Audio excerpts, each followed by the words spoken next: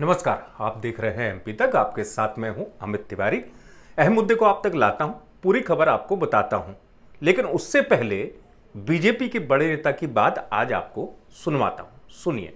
ये बात सही है कि लंबे समय तक जिस व्यक्ति के खिलाफ आप संघर्ष कर रहे हैं वो आपके दल में आ जाए और आने के बाद उसके लिए आप काम करो, तो इसके लिए एक माइंडसेट तैयार करना पड़ता है। सुना आपने।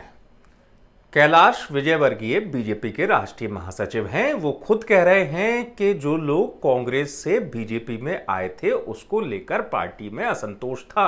यानी असंतोष की बात बीजेपी के इतने बड़े नेता भी मान रहे हैं, जिस बात को एमपी तक ने भी आपसे कहा था। और उसके अलावा वो ये कह रहे हैं एक बात जो आपने गौर की होगी कि जब कांग्रेस से कोई आदमी आया है यहां पर, तो पहले जो बीजेपी के लोग उनके खिलाफ में चुनाव लड़ते थे, यानी कि जो कार्यकर्ता हो या नेता हो जो उनके खिलाफ खड़े होते थे, अब उनके साथ खड़े होना है, उनके पक्ष में प्रचार करना है, तो एडजस्टमेंट करने में टाइम लगता है। इस बात के मायने बड़े हो जाते हैं। ये एडजस्टमेंट दरअसल हो नहीं पा रहा है। बीजेपी के बड़े नेता तो स्वीकार रहे हैं कि अब एडजस्टमेंट हो गया है, असंतोष जो है वो समाप्त हो गया है। बड़े नेता हैं वो, जाहिर सी बात है मीडिया के सामने जब आएंगे तो उनको कहना पड़ेगा कि नहीं असंतोष जो है वो अब खत्म हो गया है, सब कुछ सामान्य, सब बढ़िया है, वेरी गुड है।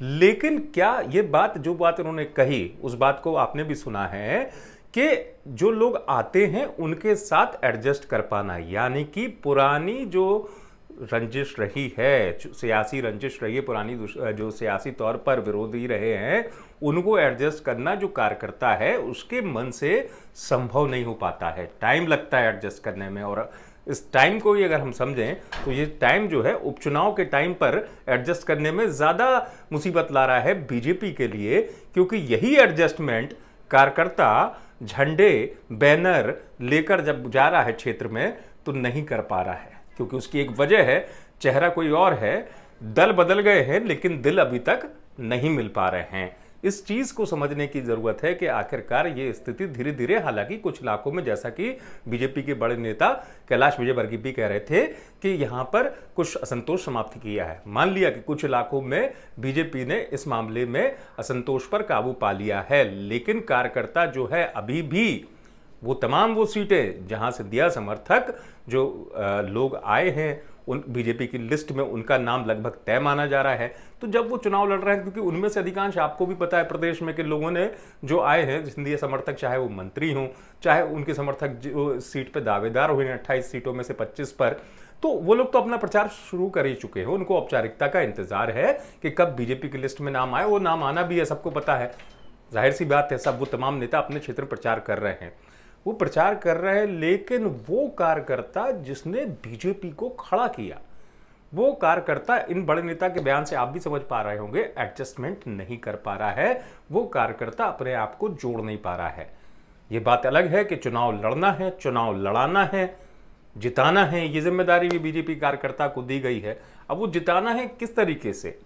इस तरीके से कि कार्यकर्ता को आदेश मिला है ऊपर से, कार्यकर्ता उस आदेश के चलते अब कैसे भी काम करने के लिए निकलेगा या निकल रहा है प्रदेश में।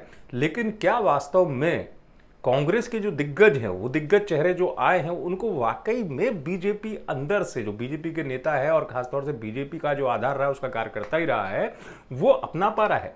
क्योंकि यही स्थिति साफ तौर पर पहले भी आती रही है।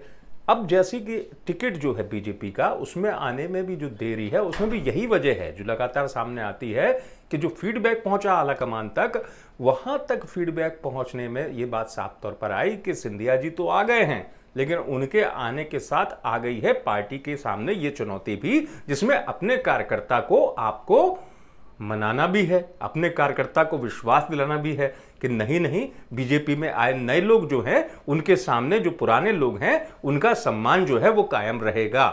तो यही पार्टी के सामने एक चुनौती के तौर पर भी है, यही पार्टी के सामने उपचुनाव में एक बड़ी परीक्षा भी है। अब देखना यह है कि पार्टी इस परीक्षा से कैसे पार जा सकती है, क्योंकि जाहिर तौर पर यह बात सामने आ रही है कि असंतोष पर काबू तो पा लिया, लेकिन अभी भी कुछ बाकी है। और जैसी लिस्ट आएगी बीजेपी की, तब और देखने वाली बात यह होगी कि इस असंतोष पर काबू पाने का दावा करने वाली बीजेपी का कार्यकर्ता क्या अब पूरी तरीके से तैयार है उपचुनाव के संग्राम में अपनी ताकत झोंकने को। ये जो है स्थिति स्पष्ट हो जाएगी जब बीजेपी की लिस्ट सामने आएगी। लेकिन आप बड़ी खबर के लिए देखते रहिए एमपी तक।